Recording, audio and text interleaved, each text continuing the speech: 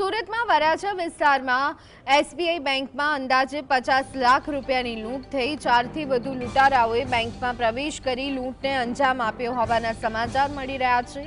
લૂંટ કરી જાણે કંઈ થયું જ ના હોય તેમ બિંદાસ બેંકમાંથી બહાર પણ નીકળી ગયા।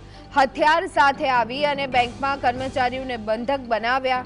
લૂંટ કરી પોલીસનો મોટો કાફલો અત્યારે હાલ ઘટના સ્થળે પહોંચ્યો છે। લૂંટારાઓને શોધવા માટે સીસીટીવી ફૂટેજના આધારે તપાસ હાથ ધરવામાં આવી રહી છે।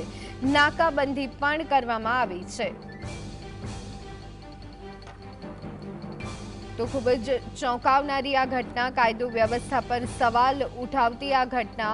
લૂંટારાઓ બેંકમાં પ્રવેશ કરે છે, કર્મચારીઓને બંધક બનાવે છે અને ત્યાર પછી જાણે કશું જ ન કર્યું હોય, કંઈ જ ન થયું હોય તે રીતે બિંદાસ લૂંટ કરી અને ચાલતા નજરે પડે છે। સુરતની આ ઘટના છે। સુરતમાં અવારનવાર કાયદો અને વ્યવસ્થાની સ્થિતિ પર સવાલો ઊભા થતા હોય છે, ત્યારે વધુ એક ઘટના।